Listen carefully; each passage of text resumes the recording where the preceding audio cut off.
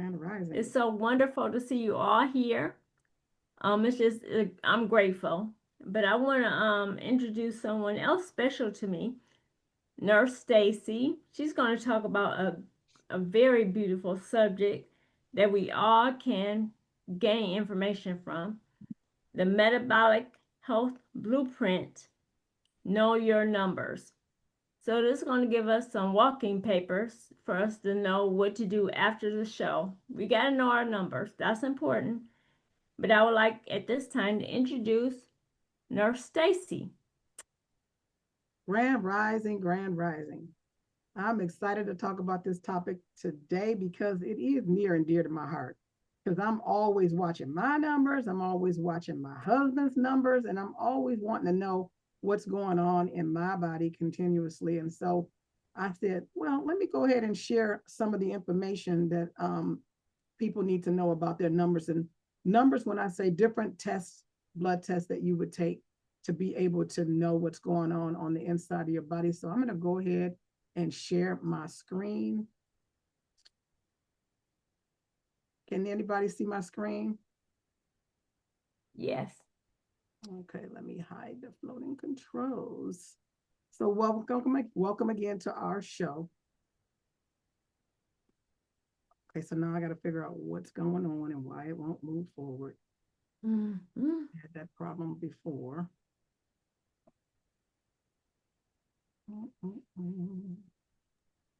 Beautiful pictures. Thank you.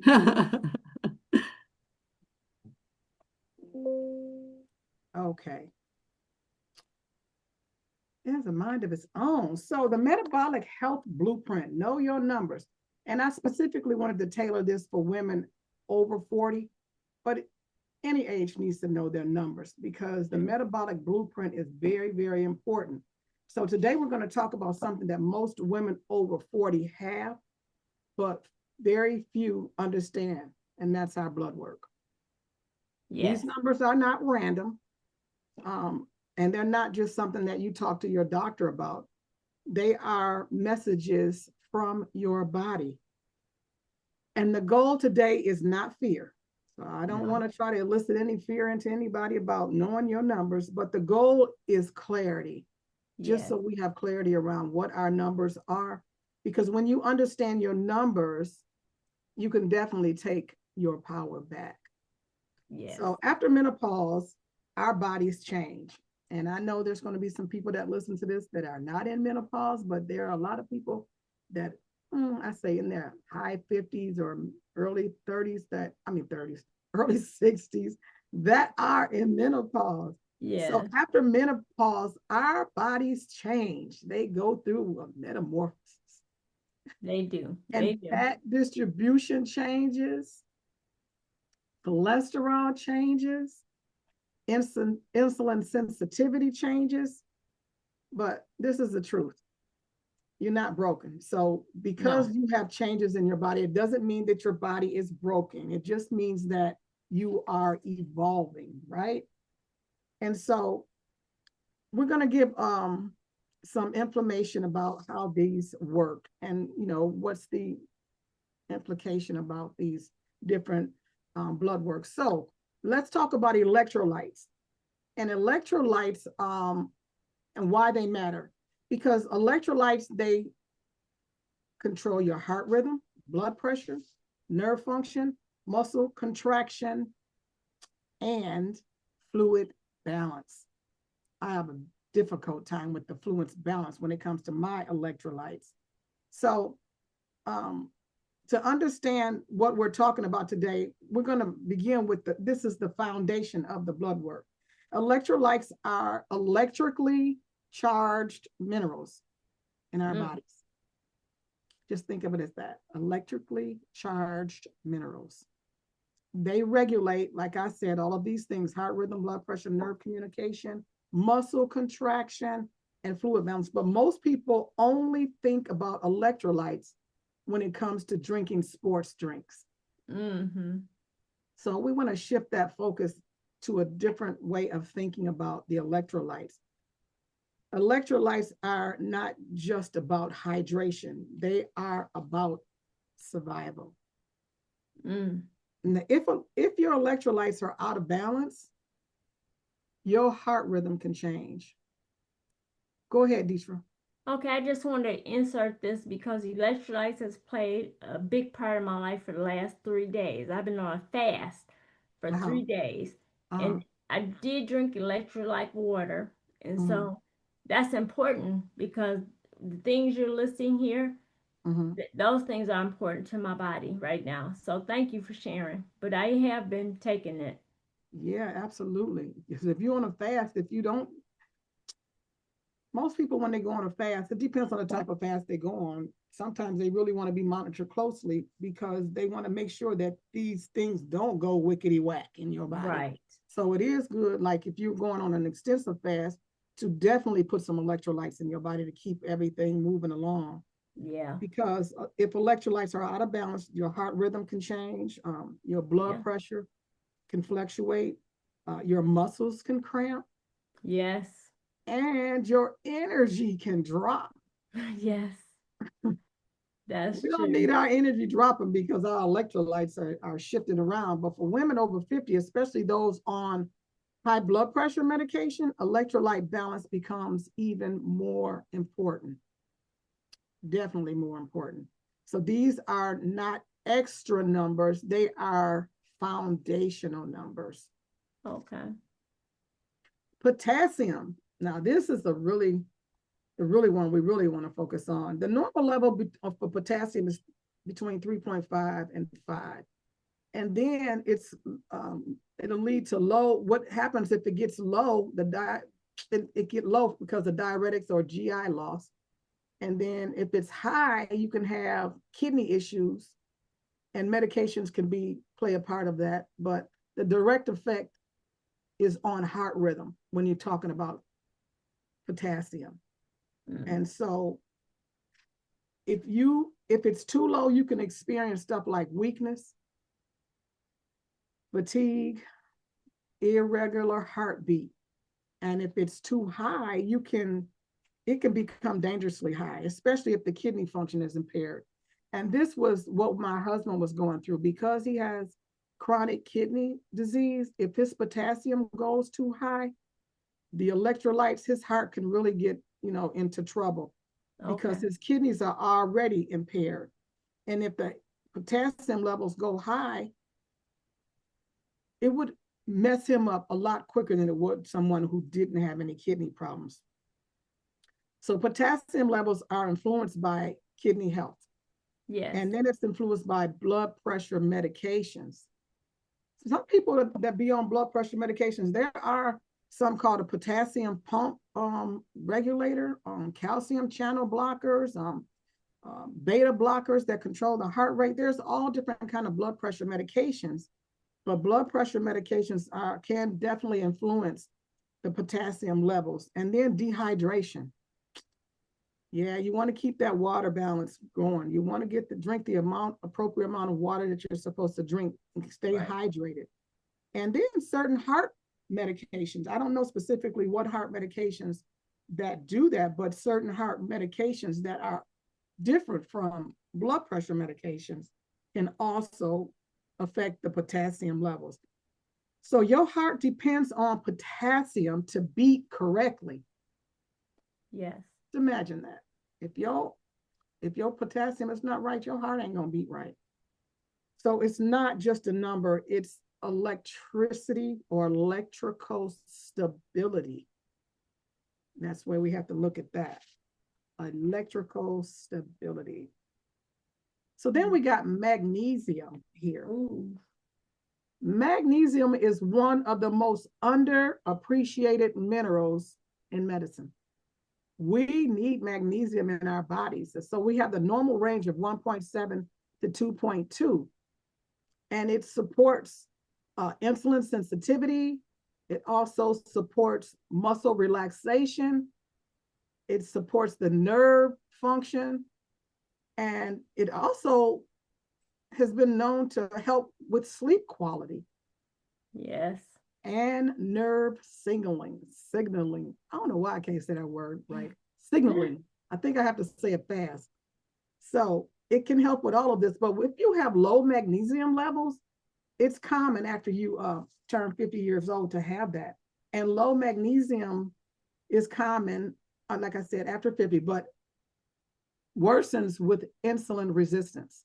Yeah. So if you have insulin resistance, magnesium is going to get worse as a result of it. So when we talk about blood sugar, we must also talk about magnesium because they're connected. Kidney function. Okay. Oh, so your kidneys are your filtration and regulation system. It filters everything, gets everything out of your system, and it regulates your system. The key markers include creatinine, EGFR, which is a glomerular filtration rate. And the glomerular filtration rate determines how your body gets rid of these toxins, because you have to get rid of these toxins out your body. And a BUN, that is a urea nitrogen. I don't remember how you say it. I think it's called something, urea nitrogen. That's what a BUN stands for.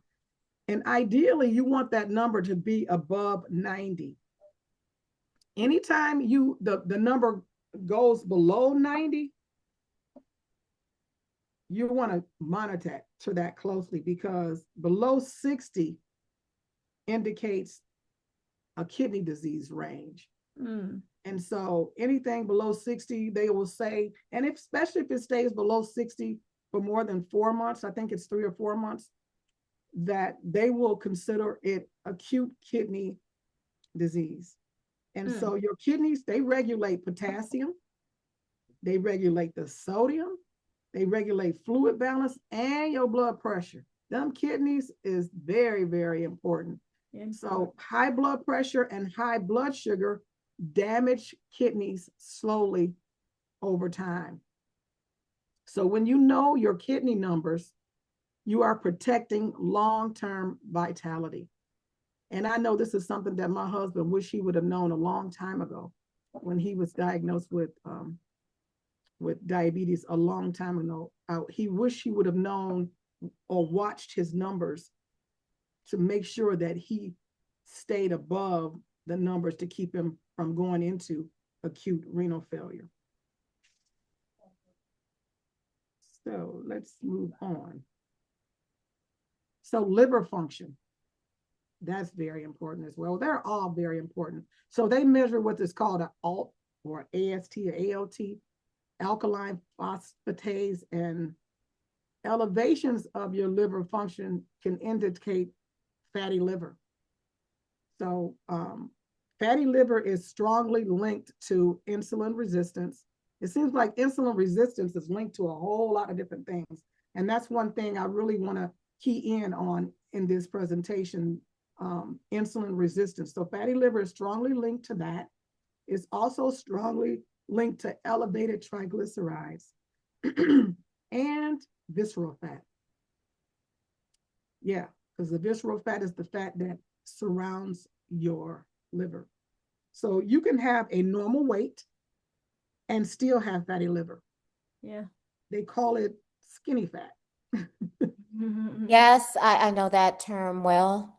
I tell people there's a fat girl that lives inside of me, unfortunately. So that is actually a true term. A person can be skinny, and a lot of people associate you just being skinny, you being healthy, and that's not true whatsoever. Yeah, it's not true. I had a friend that was very, very, very obese. She didn't have diabetes.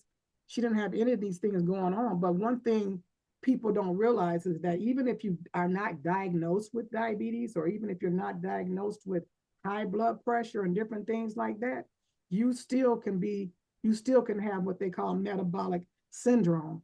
And metabolic syndrome in and of itself is connected with insulin resistance, and that can lead to all of these different things. So liver enzymes give you an early clue before symptoms appear. And that's why it's so important to know your numbers. If you know your liver numbers, it can definitely give you an early clue before you have any symptoms of insulin resistance. One moment, please.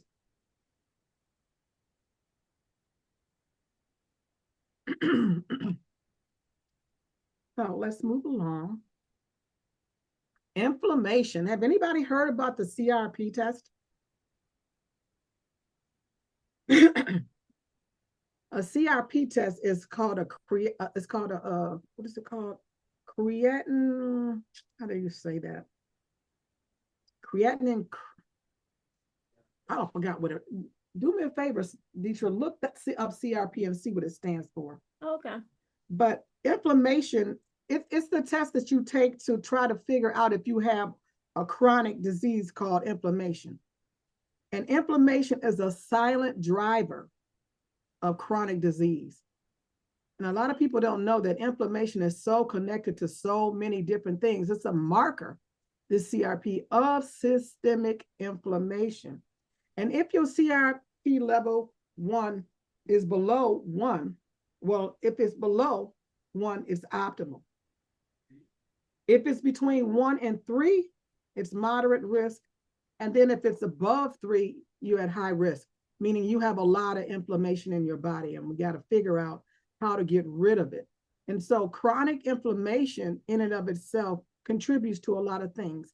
Go ahead, Deetra. What did you find out that it meant? Okay, I found out that CRP is a C-reactive protein test. Yes, there you go.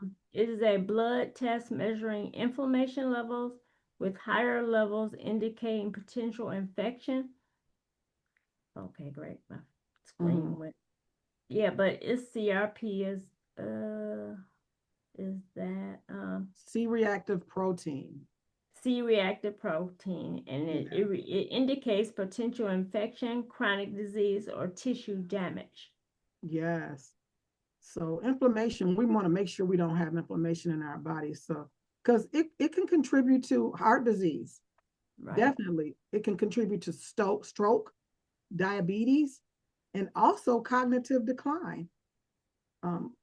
If you can't, the thing about inflammation, you can't see low-grade inflammation. There's no way you can see it. You often cannot even feel it, but you can measure it. And so if anybody has any indication or any concerns about whether or not they have inflammation in your body, this is a good test to take to measure your C-reactive protein to see if you have inflammation in your body, because when you lower it, inflammation, you lower your risk of having all of these things happen in your body. Yeah. Then what is metabolic health? Yeah, what is metabolic health? So metabolic health is your body's ability to regulate blood sugar, have blood sugar control. It's your body's ability to maintain healthy cholesterol balance. It also is your body's ability to manage insulin properly. So metabolic health is your body's ability to also control inflammation. So this is so good, to understand. And it's also your body's ability to store fat appropriately. Yes.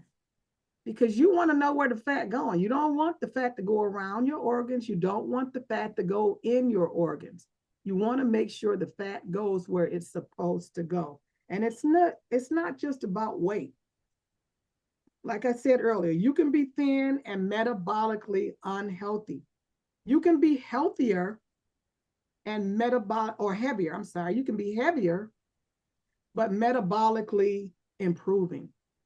So just like it was with me when I was pre-diabetic and I wanted to figure out how I could not be pre-diabetic anymore, I started eating a certain way and I started exercising all the time, and my numbers went down. So even because I'm heavier than I'm supposed to be, metabolically I'm improving because I'm doing all the right things to metabolically improve my health. So metabolic health is internal. So it's what's going on the inside that we got to be concerned with. Our blood sugar control, healthy cholesterol, inflammation, insulin sensitivity, and the body's healthy body fat level. So why it changes after 50? So after menopause, pause, estrogen declines. And when estrogen declines, the LDL often rises as a result of it. That sucks in my book. I'm like, what? What happened after I turned 50? Why did my LDL got to rise? And I'm really concerned about that because of my recent test that I have taken. So when the estrogen declines, also visceral fat increases. So look what happens to us automatically just because we age, you know? And then when the estrogen declines, insulin sensitivity drops. So insulin sensitivity, who can tell? I know Danielle can tell me what insulin sensitivity is. Are you listening? Okay. Deetra, do you know what insulin sensitivity is? Do you know how to explain insulin sensitivity? Well, it's a hormone, and that it's definitely sensitive to different things that we eat, different things that are happening in the body. So it's very sensitive to different changes, but it's a hormone. I know that. Okay. But it can drop. The numbers can drop. Based on different things happening in the body. Absolutely. So insulin sensitivity is basically how responsive your body's cells are to insulin. It's how easily your cells open the door when insulin knocks. So you want your cells to open the door when insulin knocks because you want it to be able to respond to the food that we eat. Like if we eat something that's high in sugar, you want insulin to be able to respond to bring those glucose levels down where they need to be. And if it doesn't respond, then you go over to the other side of insulin sensitivity, which is insulin resistance. So many women feel frustrated and they say, I didn't change anything. You know, after we turned 50, I know I have. I felt frustrated like, wait a minute, I didn't change nothing. My diet didn't change that much. So why are my numbers changing? So it's my cholesterol went up and all these different kind of things. And, you know, rightfully so, I have a right to feel that way. But I need to understand that it's common. It's a common thing that happens after we turn 50. Our biology changes. After 50, we have to be more intentional. That's the point that I'm looking at very seriously now. Because my biology has changed after 50 years old, I need to be more intentional about what I do to my body to allow it to stay in that state. So after 50, after menopause, we just have to put on our thinking caps and say, okay, because I'm over 50, all of these things are naturally going to decline. I'm naturally going to have a rise in my LDL, visceral fat's going to increase, muscle mass is going to decrease, insulin sensitivity is going to drop. All of these things that have to be mindful over and be intentional about how I'm going to make sure that I can decrease my LDL or decrease the visceral fat. You know what I'm saying? Or yes. How can I move over to insulin sensitivity and not be in insulin resistance? So we have to be more intentional. We can't rely on what worked in our 30s and our 40s. We just can't rely on that. Because, you know, when you're in your younger ages, of course, you don't have all of these different things going on because your biology is different. So now we respond strategically. And so it becomes critical after we turn 50 because the muscle is the largest glucose disposal organ. And just think about that. As you get older, your muscles can atrophy if we don't exercise. If we don't get exercise and build our muscles up and keep our muscles up and get the adequate amount of protein, then the muscles, because it's the largest glucose disposal, you can hold sugar into your muscles, and that's what causes what they call ectopic fat. And your body can just go down. And that's one thing we don't want to do. And this is where strength training comes in. You want to start exercising and getting your muscles strengthened, because if you strengthen your muscles, the more muscle you have in your body, the better your insulin sensitivity will be. And that's what we need to concentrate on as we get older, strengthening our muscles, exercising, doing weight training is so important as we get older, because there's been times where I felt like I couldn't get out of the bed because the muscles in my legs just, they wasn't doing what they wasn't getting me one foot in front of the other. It's like, oh my gosh. And so I noticed right away when I start exercising that I can get around a lot better. I pop up from the chair a lot faster. You know what I mean? But that's even with me right now, Stacy. It's like getting up and exercising is becoming so important. I didn't like it when I lost weight. Of course, I've lost weight. But I didn't like the fact I lost strength. And so I got a 10-pound weighted vest right now that I'm starting to wear. In addition to starting to lift weights so I can build up my strength. I don't like when a client looks at me and they like, are you sure you can lift me? I'm like, even I have my limitations, but still, that weight training, it could be as simple as I've seen working out with my clients, taking canned goods and doing the basic movements. And I'm like, okay, if they can do a canned good, then I could sit here and do something with you, or doing the toe raises. Movement is just so important. And since we live a sedentary lifestyle, especially if you work from a desk, they suggest that you, for every 50 minutes that you sit, you get up and move for 10 minutes. Yeah. So I just wanted to share that. Yeah. And I have a vibrator plate under my desk right now where I'm sitting right now. And I can turn it on and it vibrates and moves my muscles and get my muscles moving, get that activity going on in your muscles. I have a plate too. I love my vibration plate. Isn't it nice? I love it. I love it. So I do strength training. I go to Pilates 3 times a week. And last week I started doing more lifting weights because I just feel stronger. You know, my muscles is just getting bigger. They're getting bigger and they're getting stronger. And Pilates is one way that you can get the mobility, the flexibility going along with strengthening. But with Pilates, I still have to add in weight training with that as well, because I want to make sure that I can get around. When I get up in the morning, or if I have to get up during the night, I want to be able to feel like I can get up and just get up and go. You know, I don't want to just get up and then I got to sit on the edge of the bed for a minute and I got to move back and forth. And, you know, I've had days when I had to just like move my feet up and down and around in circles and stuff like that. And before I even take my first step. And I'm like, I don't like that. I don't like the way it feels. So I decided that I was going to do something about it. And that's what I mean about when things change, you have to be more intentional about what we are going to do about it. So core lab strategies. So here's some core labs categories, not strategies, categories. We got a glucose that we can measure. We can measure hemoglobin A1C, insulin, lipids, and inflammation. So when you track these consistently, you move from guessing to what? Anybody?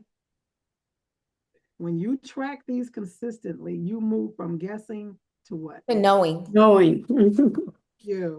We want to know. We want to know. Knowing. Yes. Yes, you got to know what's going on in your body. You don't have to guess it when you got these core lab categories. Or if you're checking your glucose, you're checking your hemoglobin A1C, insulin, lipids, you're checking for inflammation, or you're checking for organ function. And so knowledge reduces fear. So knowledge, we all know knowledge is what? Power. Thank you. Knowledge is power.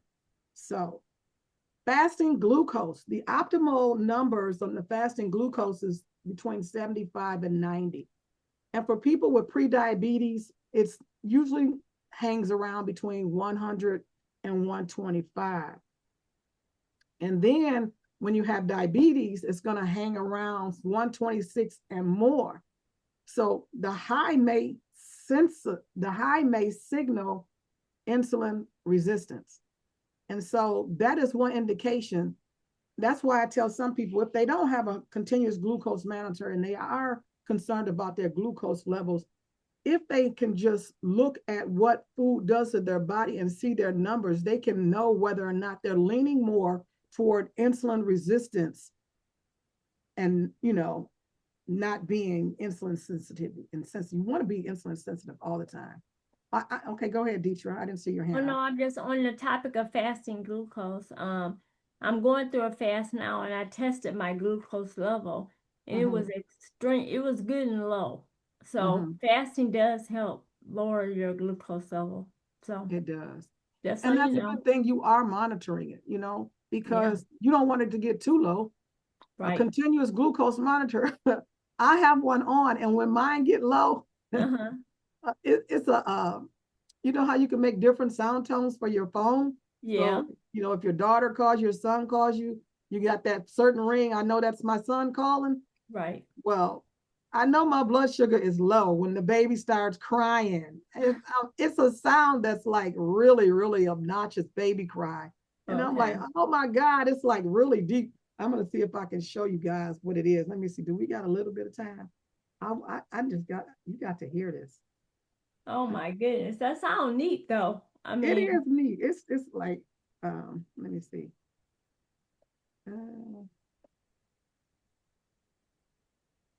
You know what? If I start looking for it too aggressively, we're gonna run out of time. But I'm gonna try to find it in between like conversations and stuff like that. But anyway, this slide is talking more about, let me see. Oh. The hemoglobin A1C. These are the optimum numbers that we were talking about before, right? So A1C shows what happens in your body over a 3-month period of time. So if you want to know what your A1C is doing from January to maybe April, this is going to give you a good indication. Basically, what it's going to tell you is what you've been doing for the last 3 months. You can't hide from an A1C. It'll tell on you.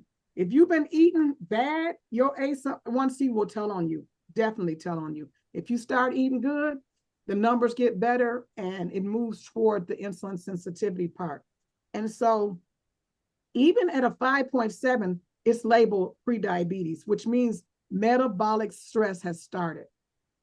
And when I say metabolic stress has started, we're talking about metabolic syndrome. And metabolic syndrome is a cluster of diseases or a cluster of things that happen in our body, like high blood pressure for one, gaining weight for another one, and just your glucose levels rising over time. And it just means that the metabolic stress has started in your body. And for optimal protection, you want to aim for somewhere between 4.8 and 5.3.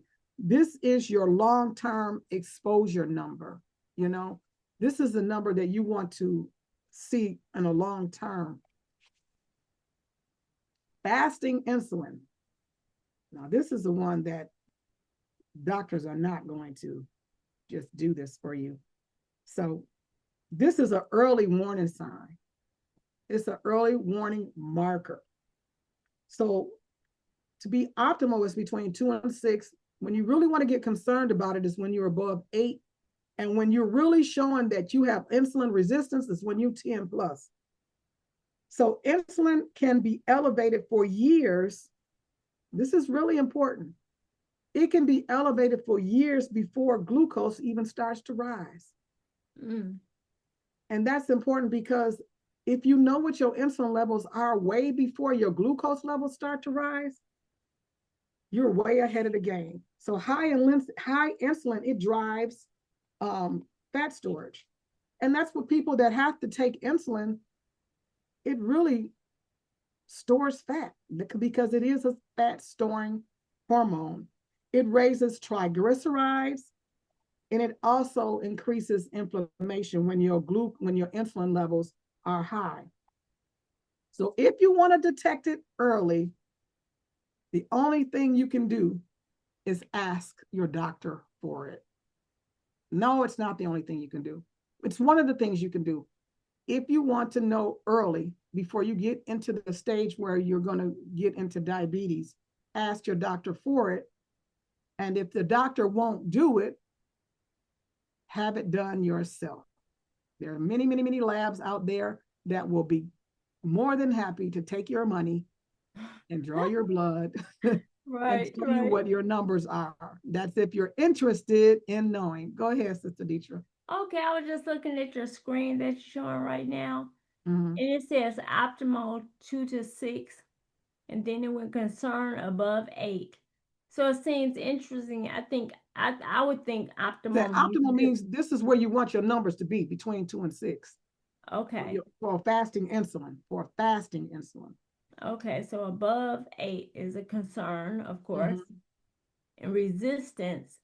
I thought that's a place we want to be is resistant, but No, insulin resistance is where you don't want to be. okay, You want to have insulin sensitivity, okay.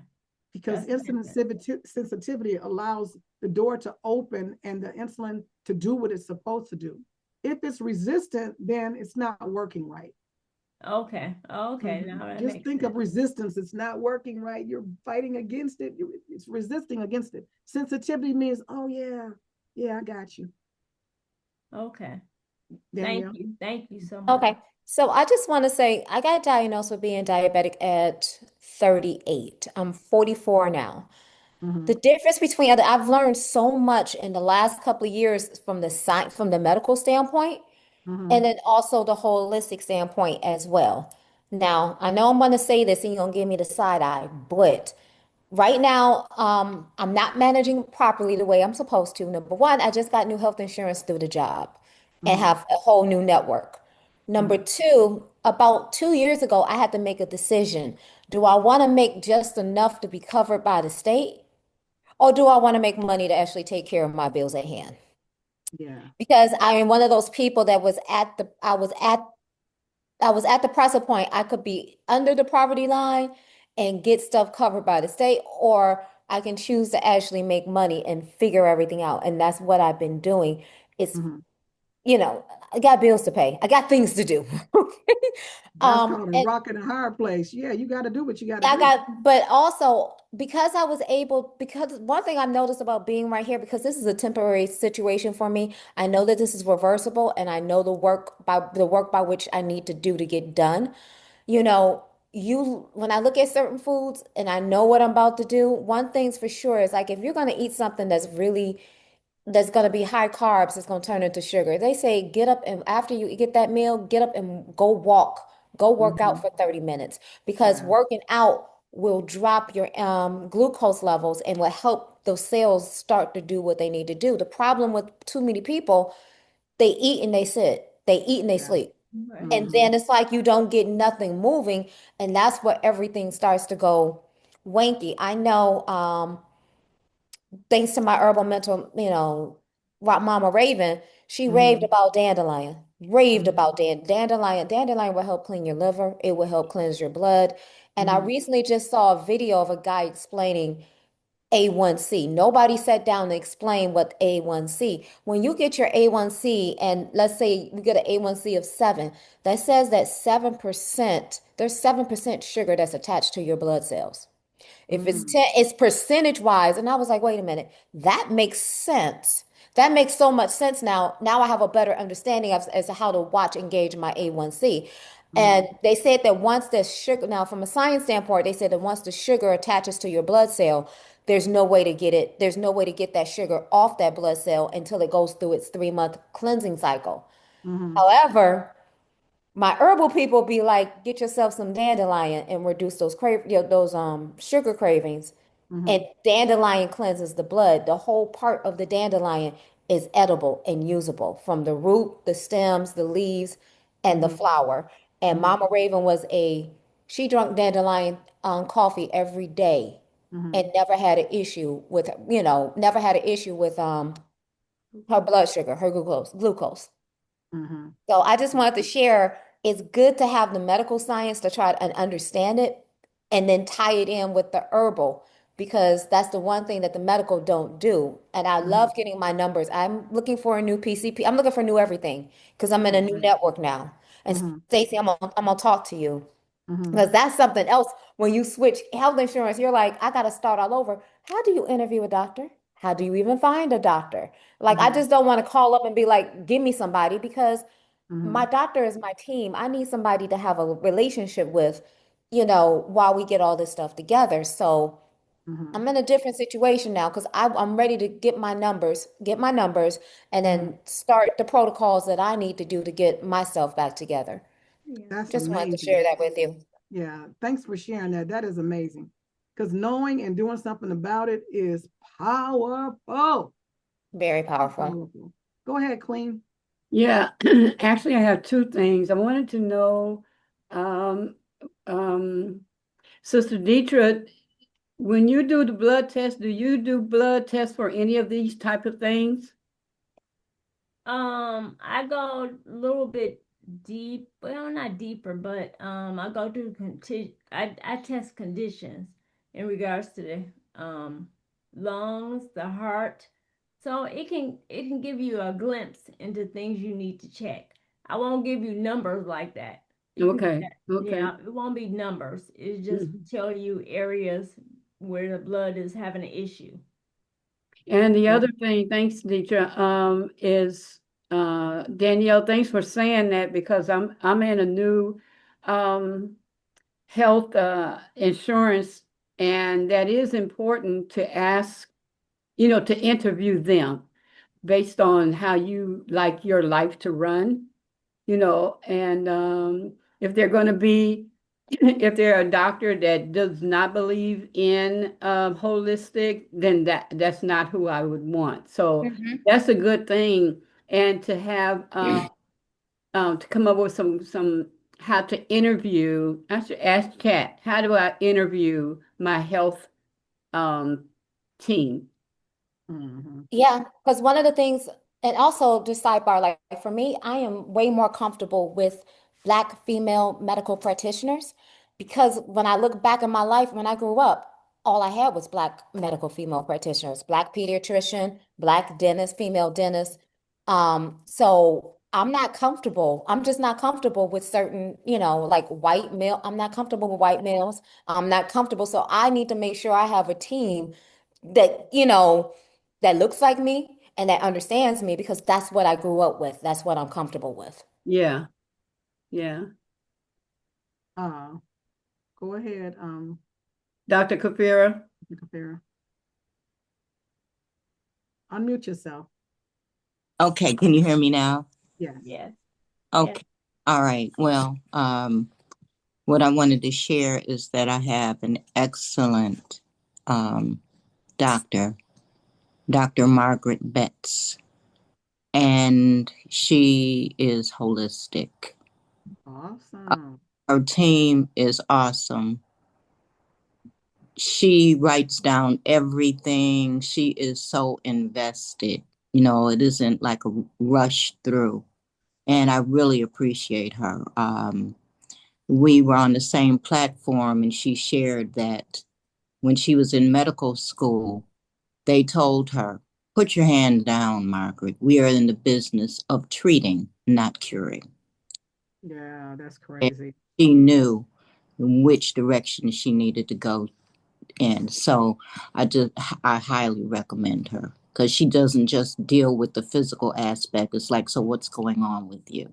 Mhm. Dr. Margaret, what? Betts, Betts. So she doesn't take regular insurance, does she? Yes, she does. She does? Yeah. Oh, okay. Wow. You know what? I heard about a year ago that holistic doctors are going to be able to take regular insurance because for a long time, people that were holistic could not serve people under the umbrellas like Blue Cross, Blue Shield, Aetna, and different stuff like that. Mm-hmm. You would have to pay for it. I mean, they wouldn't even really, regular doctors don't even talk to you about holistic stuff. Right. Just the ones that are really moving toward that direction, they might squeeze it in and tell you what to do. Because I've noticed some doctors that my husband have will squeeze in little things, but they're not, they're supposed to prescribe you medications, not giving you holistic ways to handle things. It's really against their whatever, but they're not supposed to do you any harm. They're supposed to lead you in the right direction. They really are. But Yeah. Well, she's medical doctor. but she is basically holistic. Yeah, I Because she know. listens to what you have to say. I was going through a very rough time oh, I'm just gonna say it what it was. My husband was murdered, Oh, and that's because he was holistic. And there were people who came to him stage 4, and when they went back, there wasn't anything there. And it's like, well, who's your doctor or who are you going to? And it went from there. But I'm gonna move powerfully forward. I really, really, really love the way that she and her staff handles um, the clients. Yes. that's awesome. That's awesome. Thanks for sharing that. So we're going to move along. I got a couple more slides to share. And so next we're talking about the LDL transport, how LDL transports cholesterol. So too much LDL in your body increases cardiovascular risk. And that's why it's really important to know about LDL cholesterol. And I got numbers just recently, about a little over a week ago or so, that really shook me. It took me for a loop. It scared me straight. That's the best way I can put it. So too much LDL increases cardiovascular risk. After menopause, the LDL commonly rises, but LDL must be viewed alongside other things as well, like your triglycerides, your HDL, your CRP, which is the C-creatine protein, the one that monitors inflammation, and insulin, because context in this matters. And so HDL cholesterol is the protective cholesterol. This is the one that rises when you do exercise. And to be optimal, they want it above 60. I usually couldn't get mine in the 40s. I hung around 38, 39 for a long time. And when I got into the 40s, I thought I was doing something, because above 40 is good, it's okay. But above 60 is where you really want to be. And now my number's at 51. Now I know the exercises is working for me because my numbers went up. That number I am very happy about. But there's another number that I'm not so happy about, and that's my LDL. So in order to get your HDL up there, strength training is what we should be doing. Lifting weights and different stuff like that, it improves your HDL. And weight loss also improves your HDL, but balance matters. And so we have the triglycerides. That's also one of the strongest metabolic indicators. Under 100 is optimal, 150 is borderline, and it's also linked to insulin resistance. It seems like everything, all of these blood works that I was talking about with the electrolytes and everything, is all linked to insulin resistance, metabolic syndrome. So high triglycerides often reflects these things. It also, excess, what can bring it up is excess refined carbohydrates. Potato chips, cookies, donuts, processed foods in boxes. That stuff can really raise your triglycerides, and it can also lead to fatty liver as well. They respond quickly. And when I say quickly, it responds quickly to lifestyle change. So if your numbers are headed in the wrong direction, quickly get back and go in the other direction, because your numbers will respond to the activity that you do, exercise, and what you stick in your mouth. So non-HDL cholesterol is the number that is the total cholesterol minus the HDL. And that's where you want it to be optimally around 130. And so the non-HDL captures all atherogenic particles. Atherogenic particles. That means the atherogenic particles are influenced by your LDL. When your LDL is high, really high, it's connected to particles. And the higher your particles are, the higher your chances are to get arteriosclerosis, hardening of the arteries. And you don't want atherosclerosis, because those numbers, every LDL number is connected to a particle. And the amount of particles you have in your blood is very, very important.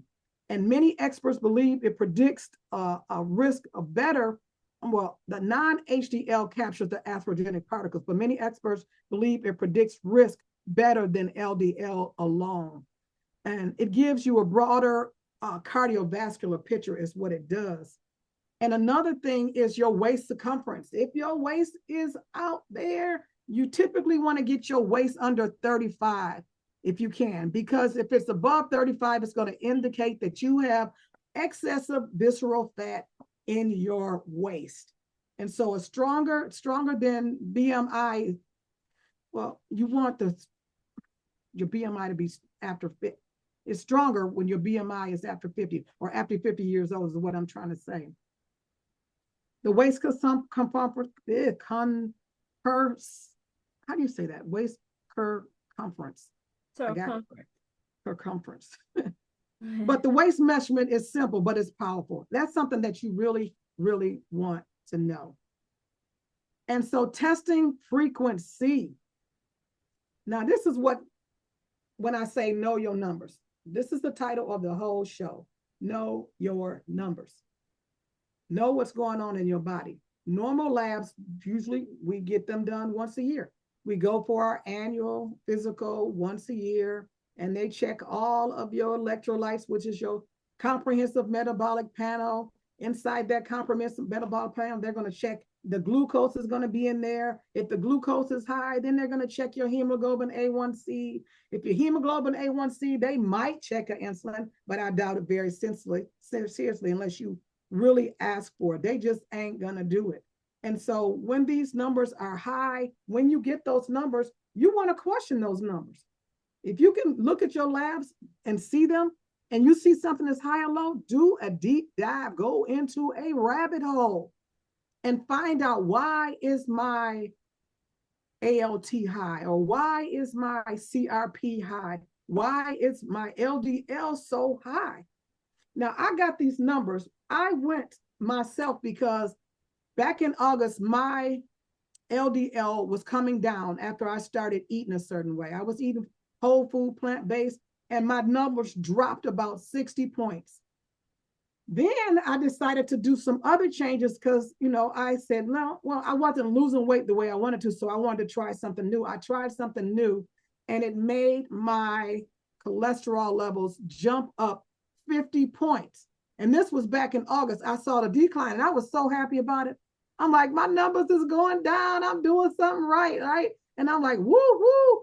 And then all of a sudden, I just started eating this other way. And I said, I really want to know what my numbers is. But you know what? I can't go ask my doctor to do them for me because they only do them yearly.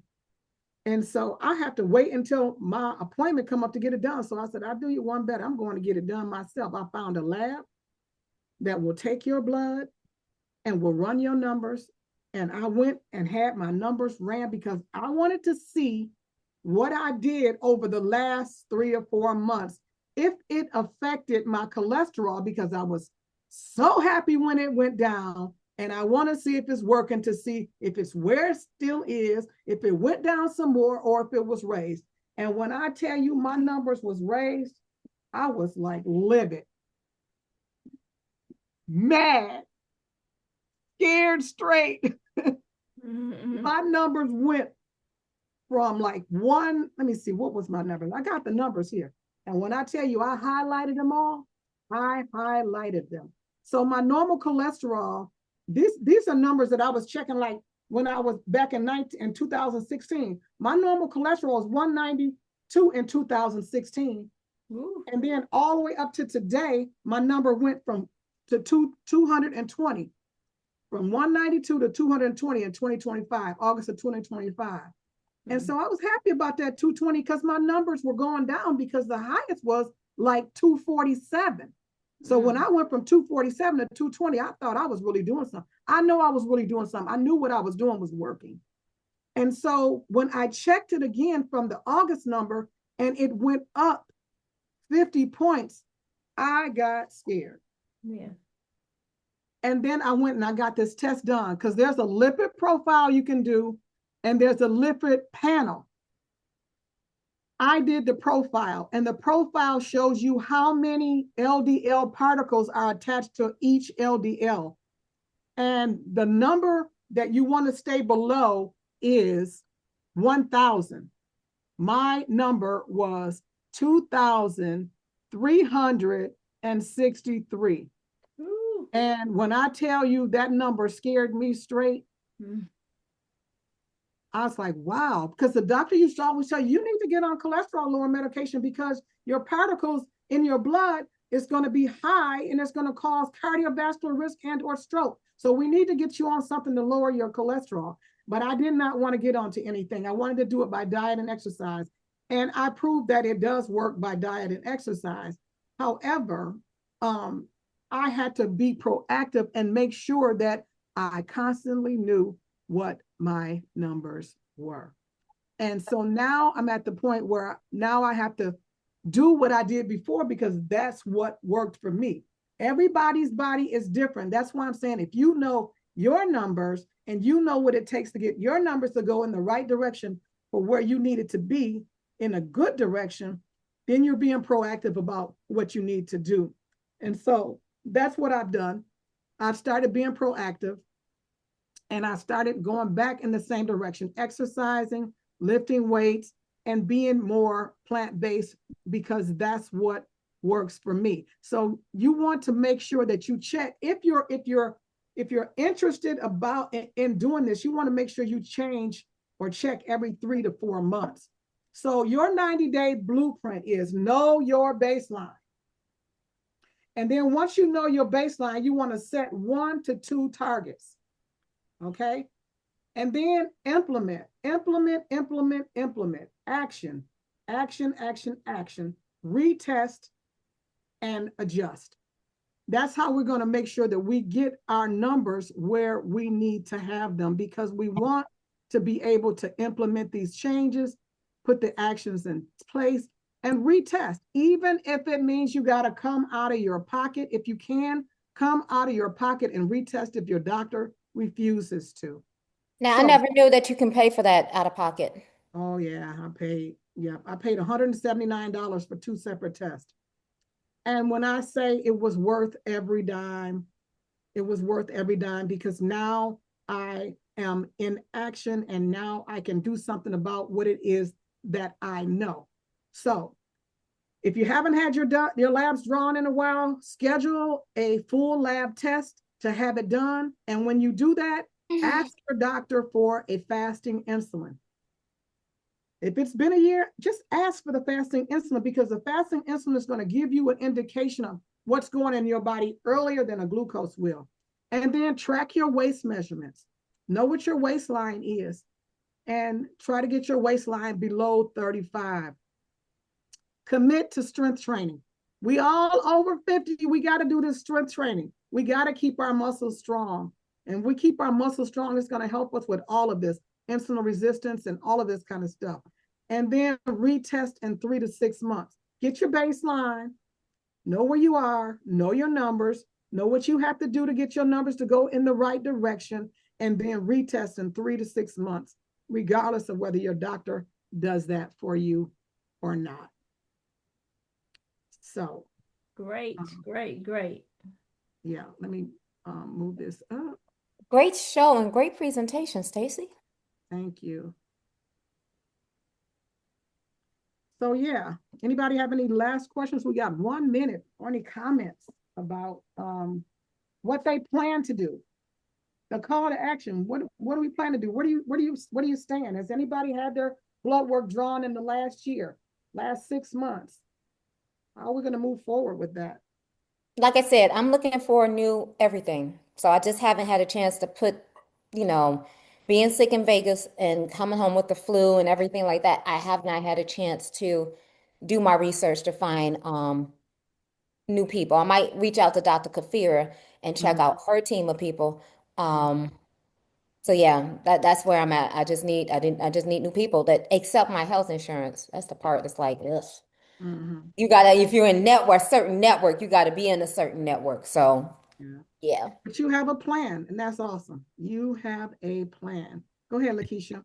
Yeah, I did have my blood work done by Dr. Riola, who sometimes come onto the show, but I want to patronize Deetra because she does blood analysis also. So plan on getting it done again to see where I'm at. Because you're right. Like, I'm not very good or I have not been very good at keeping up my numbers, always checking my blood pressure, seeing, and the older that I get now, it's so important. Like, how do I have a company, a health and wellness company, and I'm helping all these Right. other people, right? Mhm. And, and I'm not actually, I take my products because my products are really good. If I didn't take them, I probably would be on more medication than I would be just on high blood pressure. But I'm noticing the more you all talk on Tuesday, this is an amazing show, that how numbers are important, how we need to be mindful about what we eat and checking those numbers. Like you said, numbers don't lie in the financial world. Mhm. Numbers don't lie. And it's the Right. same thing with your health. Numbers don't lie. That's Yeah, true. them Well numbers. said. Mhm. Mhm. Okay, I want to thank everybody for joining today, and I want to encourage everybody to do the call of action. Know your numbers, even if you don't know your numbers or you're not getting them done in the next 3 to 6 months, or it's going to be a whole year. Get your biological, get your blood drawn, get your chemical numbers as well as the numbers that Deetra do. Get those numbers and know what they are. And if it was 6 months ago, look at those numbers, see what they were, and then see how you can work from there until the time you get them drawn again. What do I need to do from the last 6 months when I had done my numbers checked? What do I need to do right now, regardless of whether or not I don't get them checked for the next 2, 3 months or what have you? So thank you all for joining today. And I want to say, give ourselves a hug, love on Yes, yes, ourselves. yes, Yes, and love on the world. Bring yes. them in, give them a tight, tight hug. Squeeze and sprinkle that love. Sprinkle that love all over. I love you guys. I love being a part of this community. And tomorrow we are having Lakeisha LeGrand with Wealth Building Wednesday. And she's Well, going to show us how to get those dollars going. I want to say, Lakeisha, I got my granddaughter who just turned 18 in January. She has her brokerage account. So yeah. yeah, I wish she was out of school tomorrow so she could come on your show so you can tell her stuff better than I can, because she's like, what do you mean? What do you mean? What do you mean they just gonna give you some money? They ain't give you some money. How's that gonna happen? People don't just give you money. So I would just wish, but I'm gonna send her to your site so that she can get an early jump on this, because I want her to know what it is that she needs to do. So until next time, peace out. We see y'all on tomorrow's show with Lakeisha LeGrand. All right.